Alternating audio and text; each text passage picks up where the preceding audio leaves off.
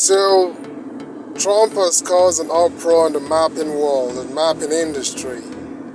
He has now renamed the Gulf of Mexico into the Gulf of America.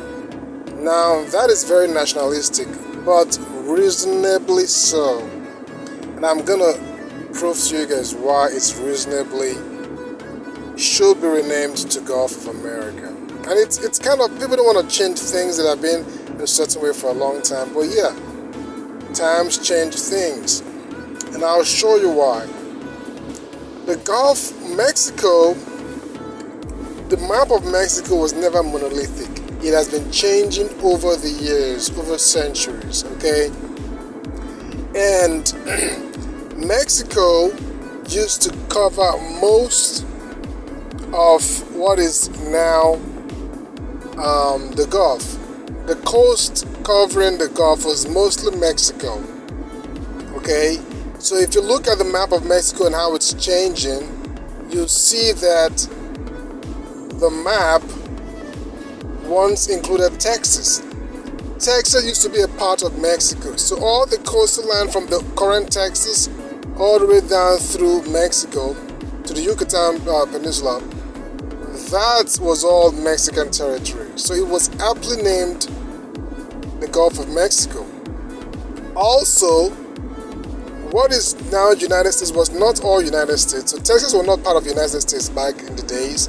And then Louisiana was owned by France. So even that area around Louisiana, Alabama, Mississippi, whatever, all that was owned by France. Okay, so that coastal area was not even U.S. territory. So it couldn't even be named the Gulf of America, because America only had like Florida back then. Okay, and you had France, and then you had Mexico. So Mexico was a superpower back then, and they had most of the coast.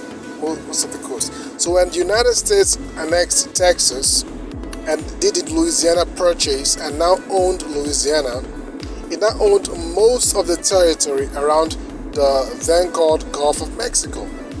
Now, only a bold president like Trump and a nationalistic guy like Trump could come up with that idea to rename it and change it and have that force of mind and force of power to do so.